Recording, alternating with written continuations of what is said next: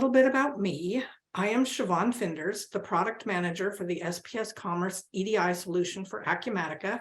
I've been in product management for over 15 years, and I've been working with Acumatica since 2016 and have extensive ERP and EDI experience.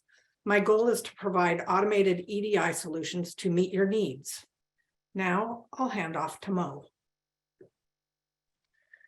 Thanks, Siobhan. Hi, everybody. Mo Demirci. I'm the Senior Channel Manager here at SPS. So I manage and lead the Acumatica practice, and I've been embedded in the Acumatica community over the past couple of years, working with Acumatica directly and the Acumatica partner. Really excited to have everybody here and looking forward to the new enhancement, and any questions that you may have, would love to take them. Awesome. Thank you, Mo. Now we're going to go ahead and have a couple of quick polls. So Haley, if you want to pop up the first one. So this is poll number 1, basically looking to see what version of Acumatica everyone is running. So if you take a minute and vote for one of those, and we'll let everybody go ahead and answer the poll. We'll just give it a minute or so. And Haley, when things start to slow down, we can go ahead and stop the poll and show the results.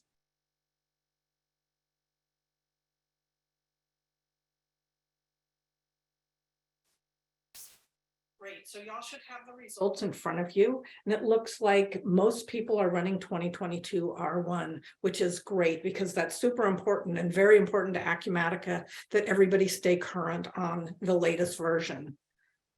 So let's go ahead and pop the second poll.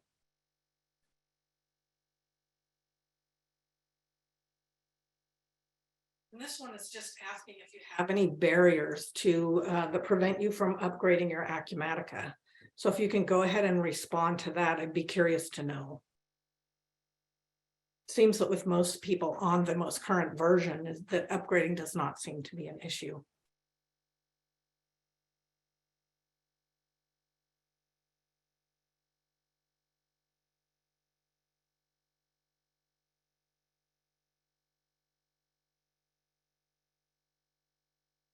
Results. It looks like most of you don't have problems upgrading, but pre-upgrade testing and the costs seem to be a big issue for some people, and then customization is not upgraded. And when you're out looking for ISV partners out in the marketplace, always look for that always current badge that is out there. And what that means is that the ISV that has that badge has committed to being current within 60 days of the release of the Acumatica major version. So for us, our goal is to be current within 30 days, and we generally are current and compatible within 2 weeks. Awesome. Thank you very much for responding to those polls. I really appreciate it. And now it's time to go ahead and show you what we have. So you should be able to see my Acumatica screen, and I landed here on SPS Commerce EDI. So what we're going to start with is taking a quick look at the usability and performance improvements that are included in this release. The first one we're going to take a look at is the trading partner selection screen. And if I go down here, I find it there, and you'll notice that it comes up a little bit faster, maybe, because what we're doing now is rather than loading the whole database of all of your customers, we're just loading the first page. We've removed the scroll bar over here to the right and included these go-to arrows down here in the bottom right corner where it can take you to the next page. So once we load the first page, it loads a lot faster than loading 11 or 12 pages at one time. And then you can just kind of thumb through the pages as you like. The next item that we've included in this release is the ability to delete transactions regardless of the status. In the past, you could only delete transactions that were in an error status. So we'll start by taking a look at delete orders.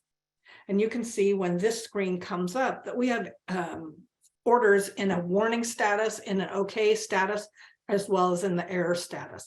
In the past, only the errors would show. So you now have the ability to delete these from your screen so they don't hang around forever. The next one is the invoices. we can now go through and delete all of the any invoice that you have in the queue. So you can see I have 3 of them sitting here. Their status is all open. None of them are in error. So I can go ahead and here and I can delete these if I don't want to send them through. The next one is the warehouse ship advices.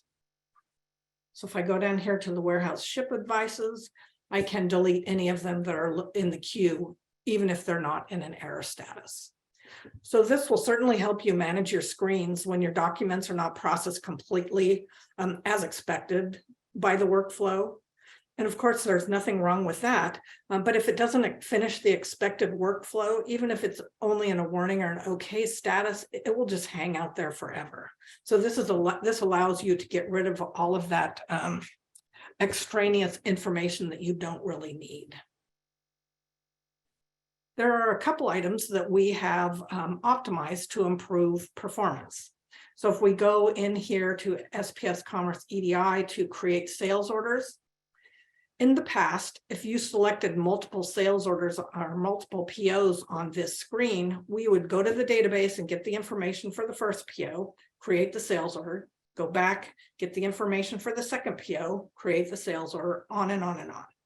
Now we go to the database one time and collect all of that information and then process through and create all those sales orders. So it'll save you a little bit of time.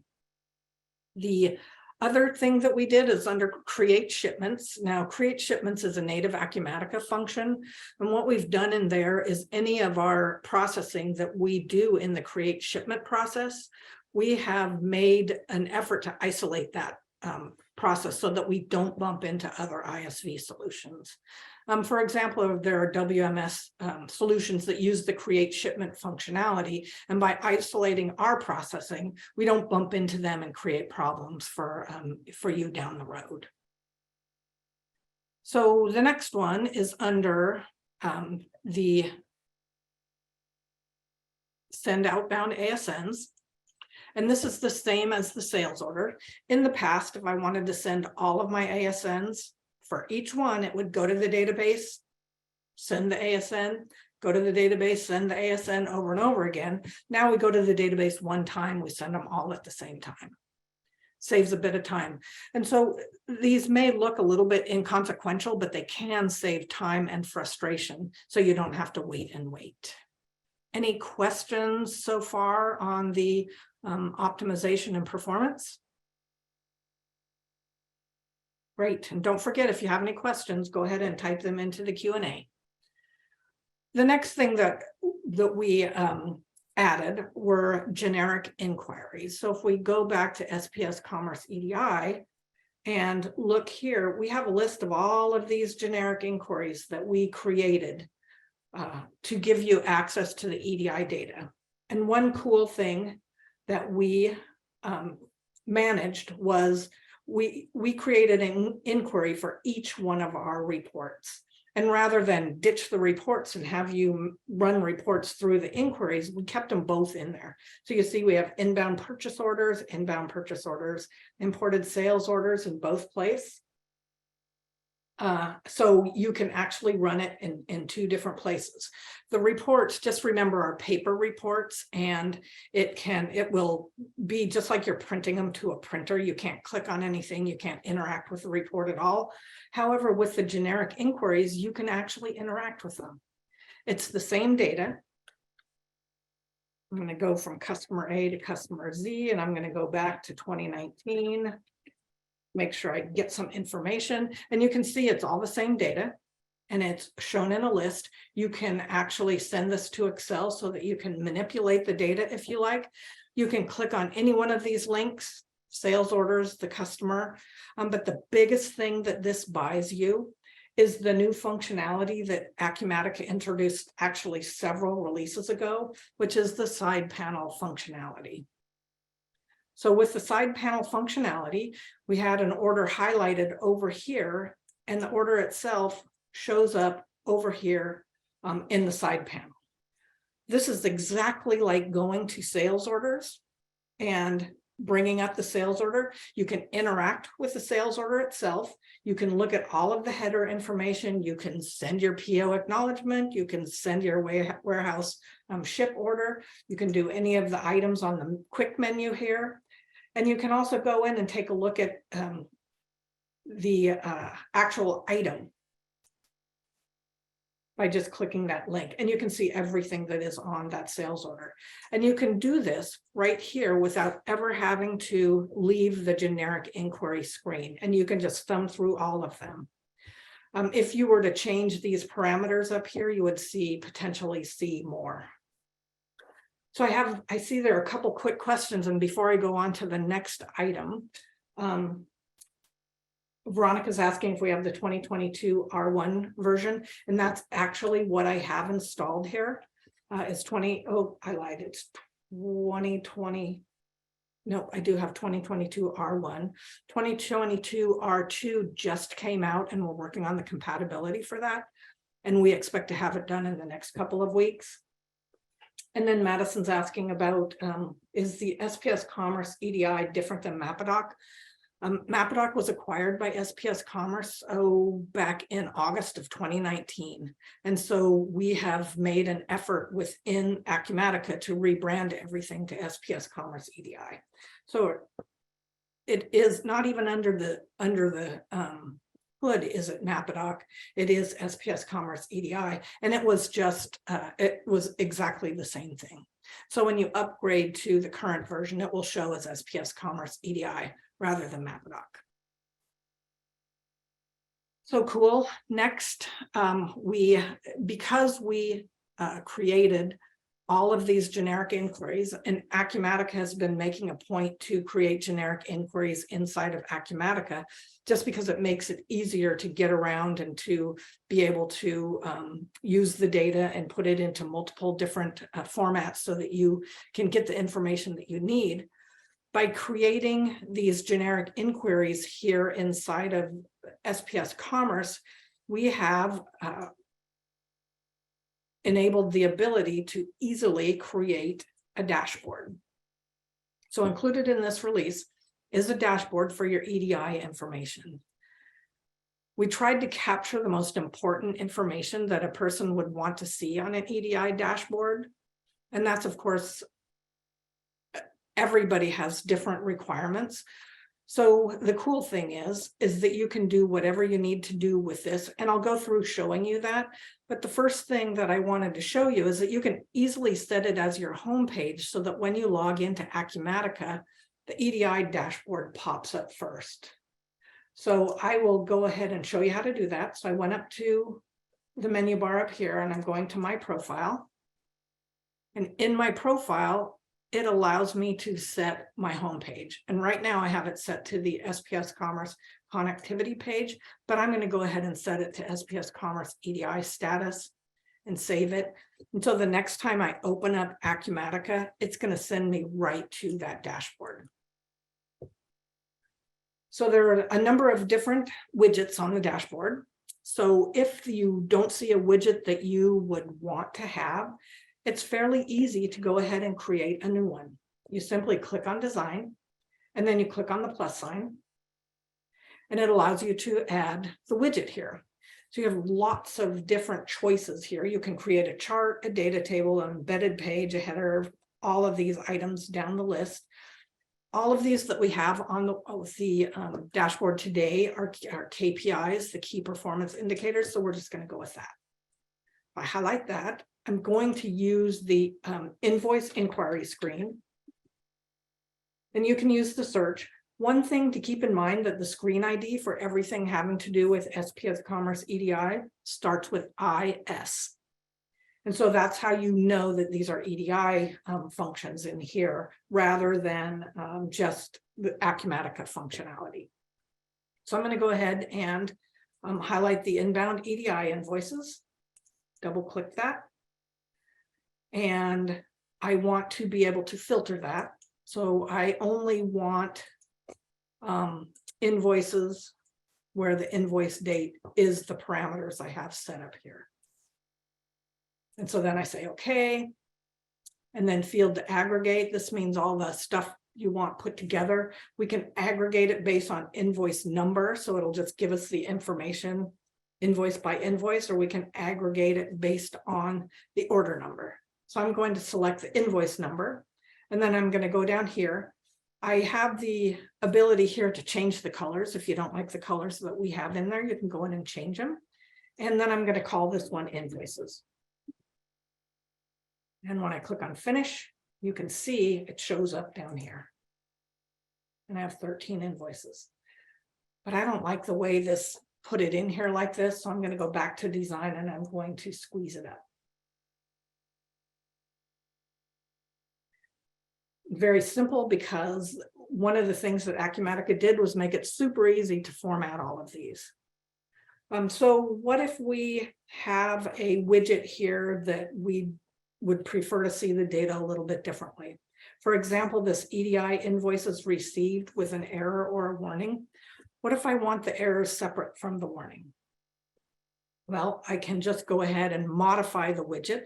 And when it comes down to it, we strongly recommend that rather than modifying the widget that you get with the product, is that you make a copy of the widget and then you modify the widget, the copy.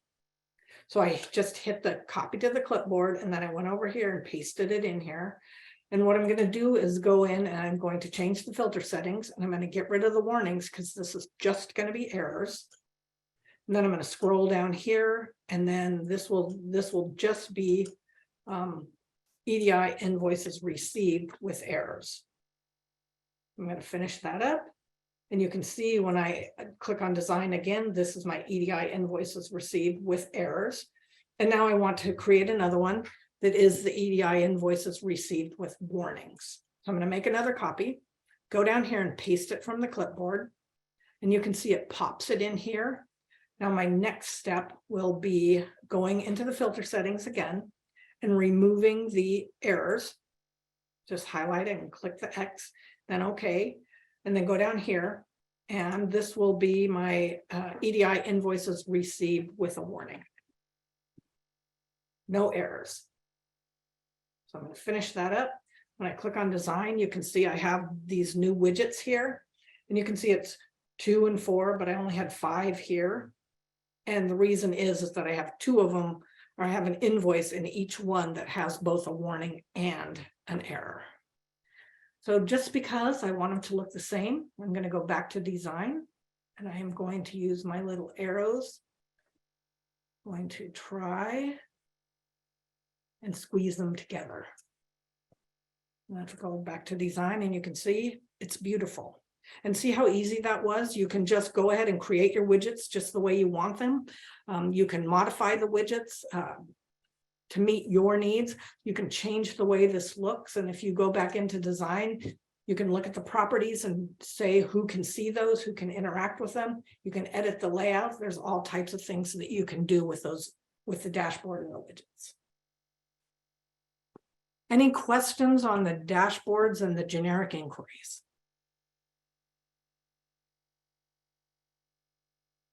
So I have a question from Andrew that's pretty specific. So Andrew, what I'd like to do is reach out to you. He is asking, they are needing to import ship locations into Acumatica. Is there a way to take the PO ship to location and use it instead of the default customer address? Let me think about that for a minute.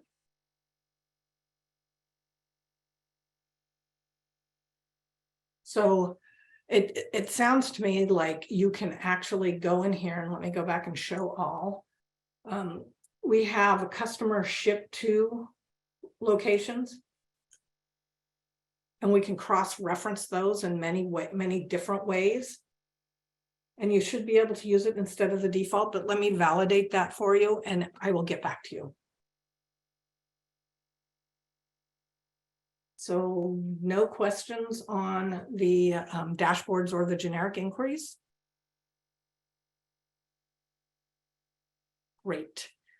Okay, the next item that we've included is the retailer branded packing slip feature. So the branded packing slip is really for those of you who drop ship product on behalf of merchants, where the merchant has the requirement to include a branded packing slip in each package of a shipment. And oftentimes the branded packing slip must adhere to strict design guidelines of the merchant. So by including this branded packing slip functionality, we've taken all of that off your plate, and we manage all of the templates for these branded packing slips. So let me show you. We'll take a look at what it looks like. One of the things that you have to be sure that you do is before you can print the branded packing slip, you have to go through this process EDI shipments and actually finish the prepare packaging step. And once you do that, you can go ahead and print the branded packing slip. So all of these items here, if I went through, I could actually click on the shipment when I was done, but it would have to be past the prepare packaging. So like print labels or something like that. And then I could click on the shipment and print the branded packing slip from there. But what I want to show you is actually in the shipment itself.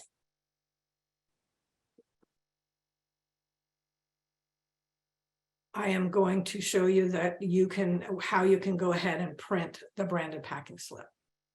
So here's my shipment that I have set up and ready to go. And this one, as you can see, the shipment has already been packaged. If we go here and look at the packages, you can see there's all the packages are there. So we can go here to the 3 dots and choose print the retailer branded packing slip. So when I click on that, it goes off and it makes a call to the shipping document API to grab that template, fill it out, and send it back. So in just a minute, it'll pop up and show me what the branded packing slip looks like for this particular shipment.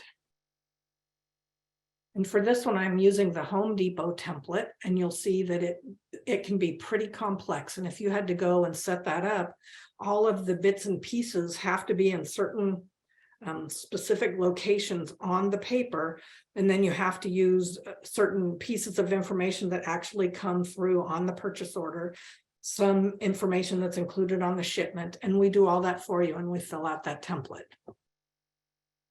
So there you go. This is what the branded packing slip for Home Depot looks like based on that shipment that we did. And you can see all the information that's included that needs to be included and that we include on the templates for you. So what if you have 2 packages that you want to have in a shipment? So I'm going to go back to my shipments, and I have another shipment that I set up that actually has 2 orders on it, 2 purchase orders. And you can see that I have the 5274, 5275. And then because I've already gone through and packed it, and if you look at it again, you can see that it's all packed. And I can go up here to the 3 dots and I can print my retailer branded packing slip. And I wanted to show you this because it's a little bit different. We don't have the ability to send multiple URLs to open up like the first one did for us.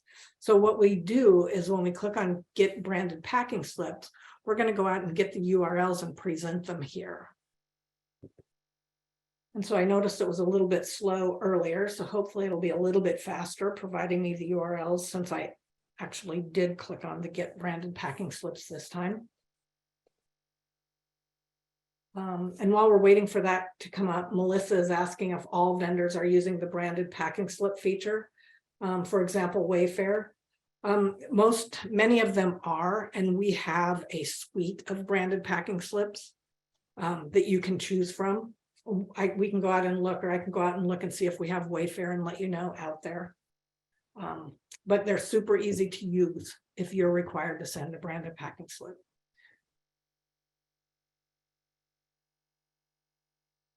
So it is still a little bit slow. And here we go. It's provided us with these 2 URLs, and these URLs are good for 24 hours. So if we click on that, you can see, again, it is the Home Depot branded packing slip. And funny that it's the same information. And then this one here, I just used the same order and created the packing slips here. So you can see it shows up down here when you go ahead and click on it. And you can actually print from the screen, and it will go ahead and send it to the printer and then stuff it in the box. One thing to show you really quickly is the inside of Acumatica No, this is actually in Firefox. I have the download functionality here, and here is everything that I downloaded today. So if I needed to reprint these packing slips, I can simply go to my downloads folder and reprint them from there. I can click on this and open the file as well. So it makes it a little bit easier. And that is it for the branded packing slips. And I do see we have a couple of questions, and Melissa's asking if we will have a branded bill of lading also. At this point, we do not, and I don't know if I'll have to look into that and see if that's something that we're going to put onto the backlog. And I might reach out to you, Melissa, and see what you're looking for on a branded bill of lading, because it may be something that can be built right in Acumatica. Andrew's asking about branded packing slips. Do I have a full list of retailers that support the branded packing slips? And yes, we do have a list of those. I'm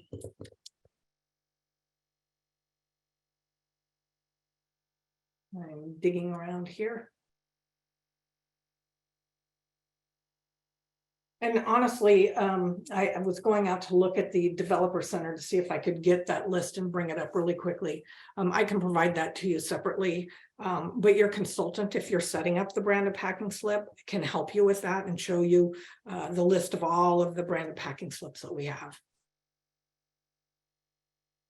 Cool. Any more questions? Great. So the next thing on my list is the ability to reprint labels. So you are probably already aware that under process EDI shipments, we have the ability to reprint labels here. And that's all great and fine if you want to reprint all of the labels in that shipment. So what if you have a shipment that has over 1,000 labels in it and only one got stuck in the printer that you have to reprint? Having to reprint 1,000 labels is kind of a drag. So based on a request by several of our users, we have gone ahead and added the ability to reprint one label or a range of labels. So I probably did that really quickly. I went to the outbound ASNs and to the reprint labels function right here. And what this does is it brings me to a screen where I can select one shipment. So I'm going to choose my favorite shipment, my 2796, and have that pop up. And you can see that I have 4 cases here that are on this particular shipment. I can reprint label 1, labels 1 and 2, labels 1 and 4, however I want to do that, or I can just print 1. So if I go ahead and do that and click on print, and it was just warning me that I've already printed the labels, but I think I know that. And I just want to reprint labels for the cases 1 and 4, because both of those got stuck in the printer, or one got stuck in the printer and the other one got stepped on out in the warehouse. And you can see up here in my downloads section, the labels have been processed and are now in my downloads folder. So I can bring up, just to show you how all of this works. Let's see where my label area went.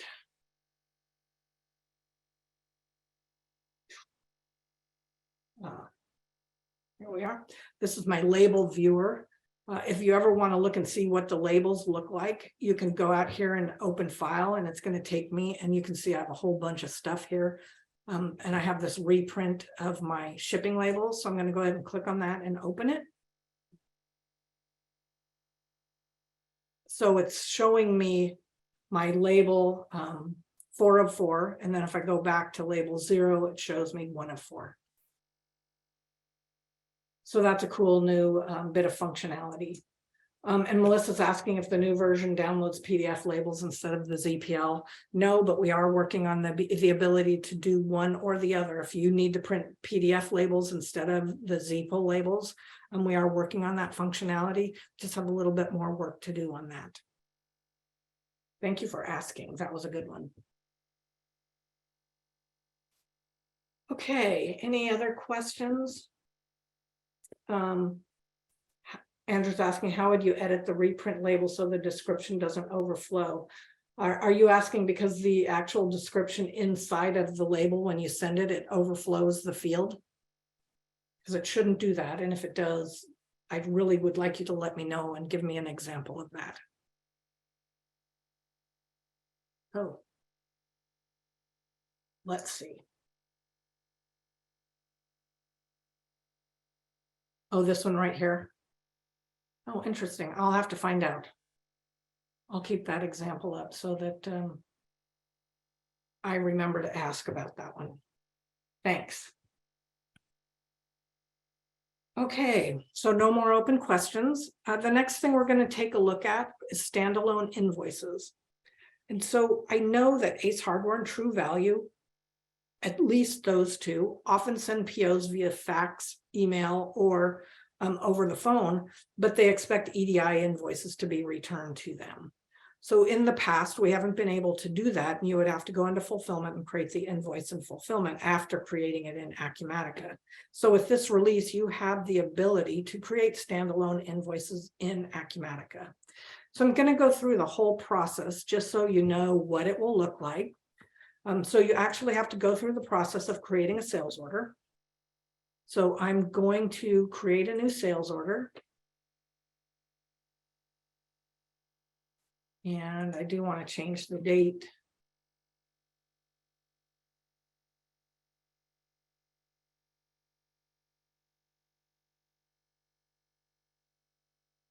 And I will pick my customer here.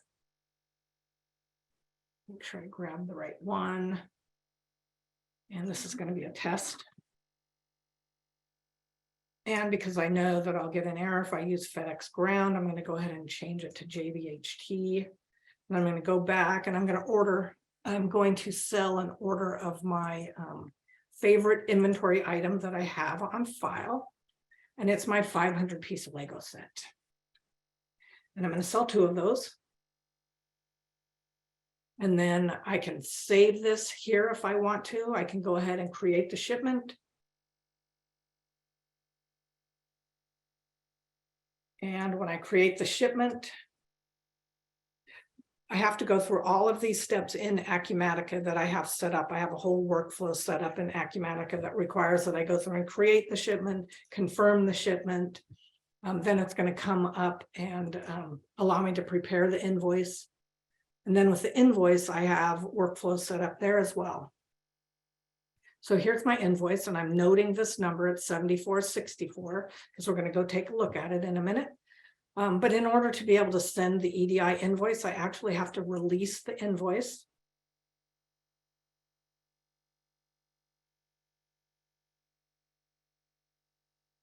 And now it's going to allow me to send the EDI invoice.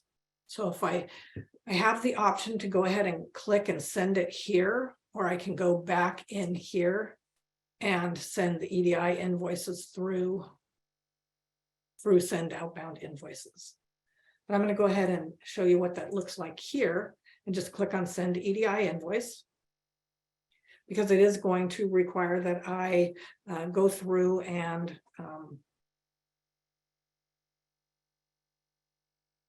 didn't like how I clicked. I already sent it. I don't know why. I'm wondering why it's not requiring that I approve that. So I've already sent it to the cloud. We want to now go and look at it out there under update invoice status. And it was 7464. So you can see that it did send the EDI invoice out here. And it's sitting here in an unknown state because we just sent it. And if I click on update status, the one I did earlier disappeared. Oh, and so did that one, which means it was processed and was sent up to the cloud without an error. So it's on its way to your vendor or to your supplier. So let's see. Like I said, if you create multiple orders and you want to send multiple invoices at it, you want to batch send them, you can actually come and send them through here. Any questions on the standalone invoices? That's something that people have been asking for some time. And it should make your life a whole lot easier than having to enter the data 2 times. Okay, no questions. So the next item that we have out here is the ability to add note activities to outbound EDI transactions. So inside of Acumatica, you have the ability to add all kinds of different activities to outbound to any transaction inside of Acumatica. And we have had a few requests for the ability to add note type activities to outbound EDI transactions. So in order to do that, there are some settings that you have to set up under purchases, purchasing, and then purchase order preferences. You'll see that there's a mailing and a printing tab up here. If we click on that, you have to have a default source defined. You have to have default recipients defined. So we have all of those set up. You also have to have a notification template set up, and we have one set up right here. And if you want to go, I can never figure out how to navigate to the notification template, so I just type it in up here. And look at that. There's one menu item. It's under email preferences. So if you go in there, there's a whole list of notification preferences that you can use. And you'll want one for the purchase order screen. Okay, so now we know that we have everything set up. The next step is to actually create a purchase order inside of Acumatica. So we're going to go ahead and do that.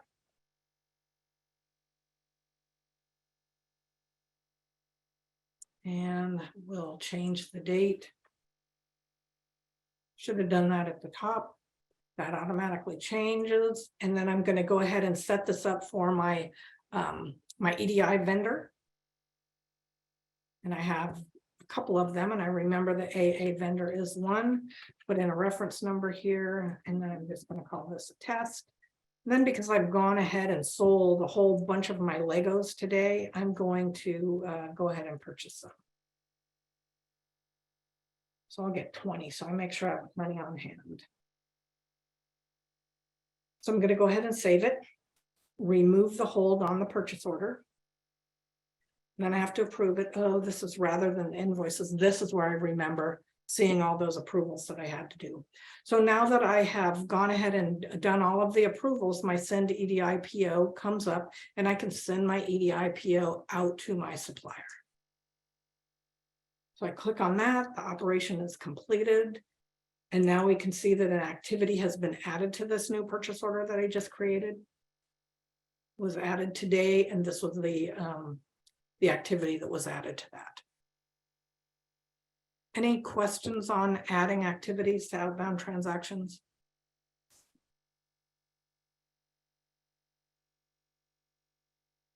Okay, so the next thing I wanted to show you is that Amazon Marketplace, if you're using one of the Marketplace connections, as part of our contract, we are required to remove any personal identifying information from our database in the cloud, as well as the SPS fulfillment network.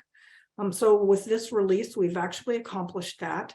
And it's within 30 days after the order is closed, which means the order has been shipped. We go ahead and we run these scripts that will actually delete the personally identifiable information from the database. So any PII that's sitting out there attached to any of these purchase orders, sales orders that are sitting out in the cloud or out in the SPS network, that information will be removed. So the effect that it's going to have on you is that you may not be able to reprocess any documents 30 days after the order has been shipped. And so to troubleshoot that, I have an example screen here of view all your PO acknowledgements, and you can see that PII is removed. So if you're running into any issues, you'll want to go into the view screens and take a look at that. And the EDI status will be the PII removed if in fact the PII data has been removed. Any questions on that? That's kind of an esoteric thing. Okay, so the next item, we're going to pop another poll for you. So Haley, if you want to pop up that last poll. This is one from the list below. What is your favorite new feature? And you only get to choose one. If you go ahead and take a minute and pick one, or pick that you love them all. and we'll take a look at the results in a minute.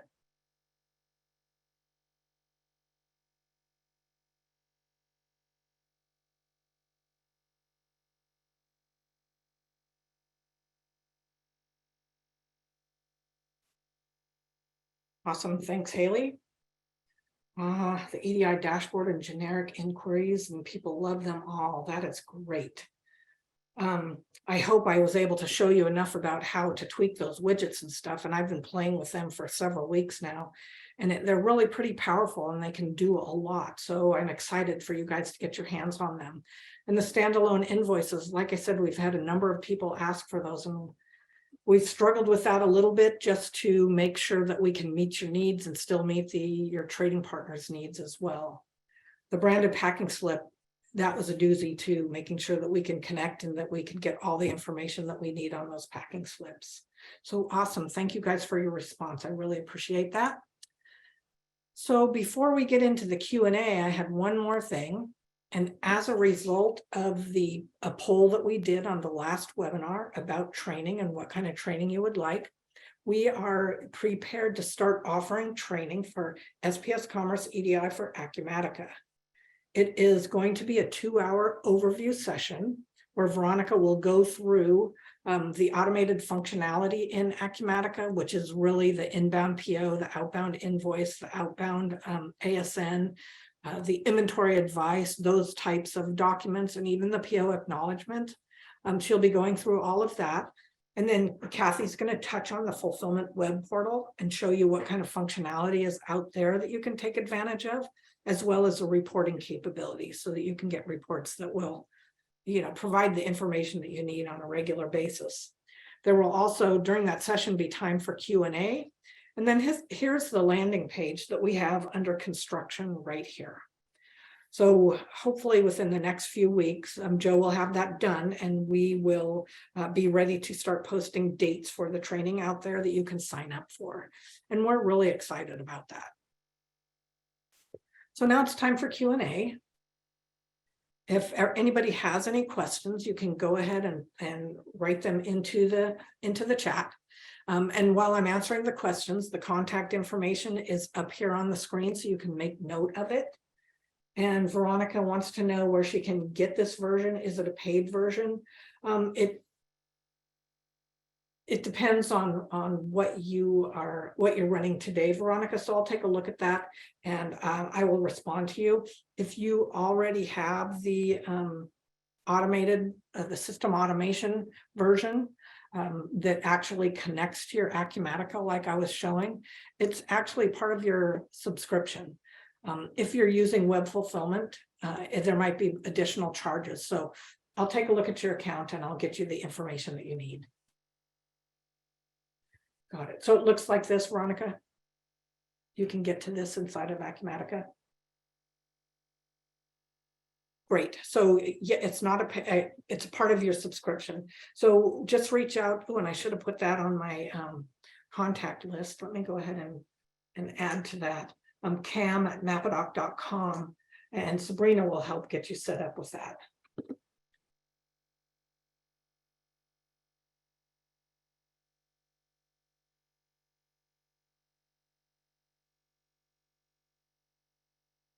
Okay, and let me go back to my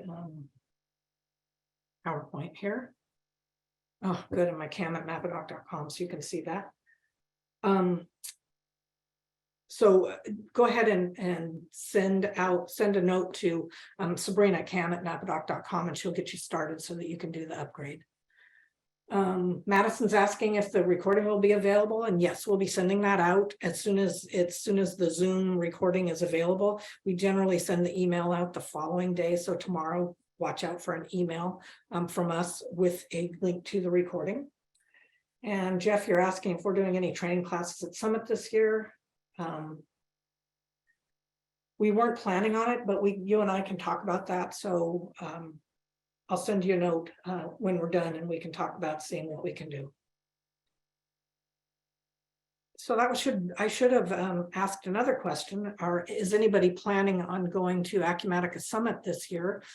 Because if you are, I would love to see you and stop by our booth so that we can chat. And if you want to look at anything inside of Acumatica, I'm happy to show you whatever during Summit. That would be awesome. So make sure that you note the contact information. And this is me up here at the top, Siobhan Finders. If you have any product ideas, product questions, just send me a note and I will either get you to the right location or reach out to you to get more information. So any other questions?